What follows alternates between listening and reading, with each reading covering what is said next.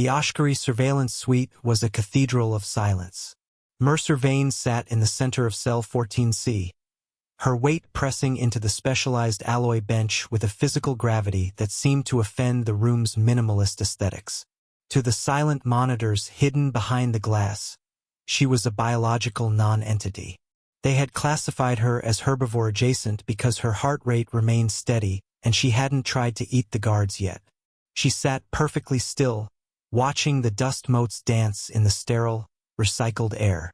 They saw her as a curiosity from a world, a Class 12 nightmare, that should have produced a monster, yet she appeared as little more than a quiet, broad-shouldered woman in a gray jumpsuit. We classified her dietary biology based on 3 meals. We were wrong. What she told us on Day 6 changed every biological threat assessment in this division. Mercer was aware of the shifting, iridescent colors of the alien researcher behind the observation window.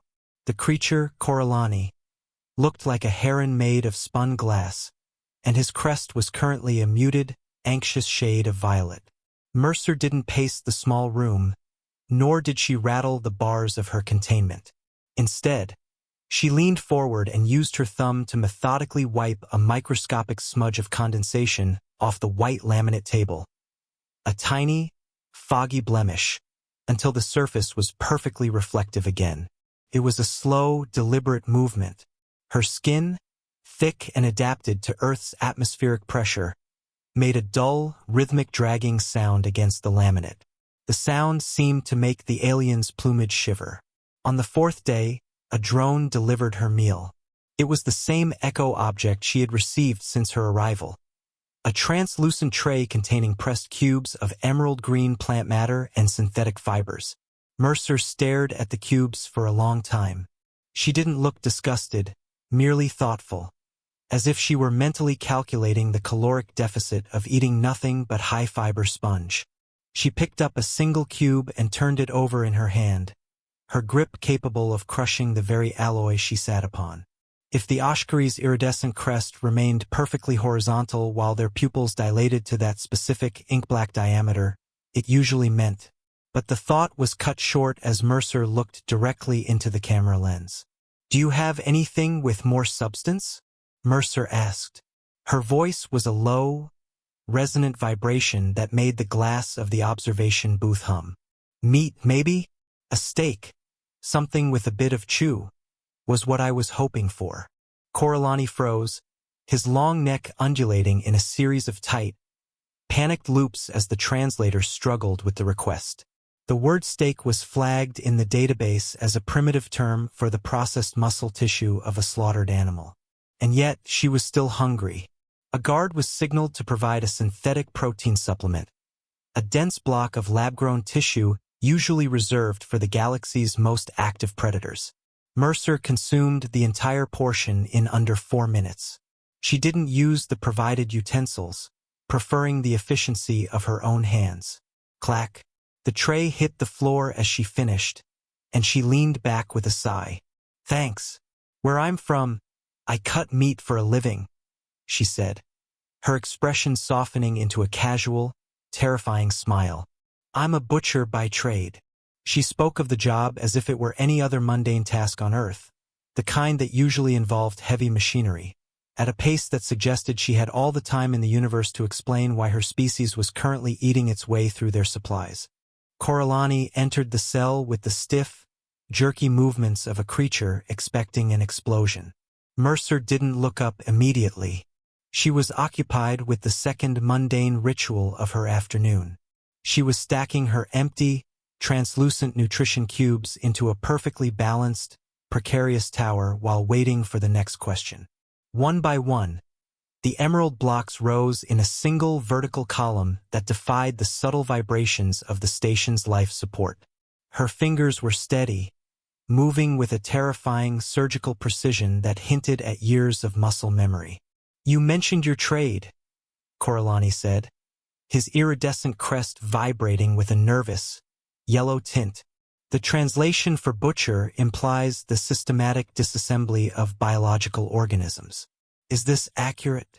Mercer placed the final cube on her tower. She looked at the alien with an expression of mild, patient boredom. "It's about knowing the bone structure," she explained. "You find the joints. You make the right cuts. It's a clean process if you're good at it. I worked the heavy lines mostly, dealing with cattle and the occasional wild game brought in by hunters."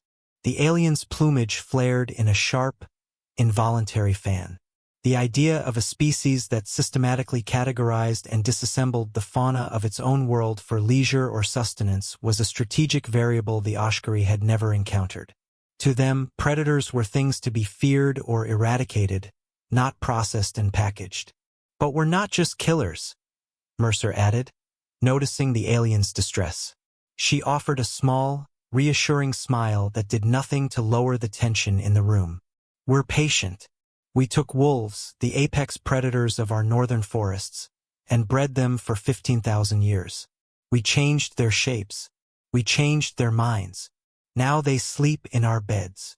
The alien's crest didn't just drop, it practically collapsed against its skull, as the clicking sounds from the observation booth reached a frequency that usually preceded a total system reboot or a full-scale planetary evacuation of everyone within 5 parsecs. Selective breeding was a concept the Oshkari reserved for high-level genetic engineering labs, not a casual hobby for a species that still used physical blades to prepare its dinner. Coralani looked at Mercer Vane as if she were a dormant volcano. She wasn't just a prisoner. She was a representative of a species that didn't just survive the food chain. They edited it. They had taken the most dangerous pack hunters on their world and turned them into decorative companions through the sheer, stubborn passage of time. They were pets. Mercer stood up and stretched, her joints making a series of loud, wet pops that made Coralani flinch toward the door.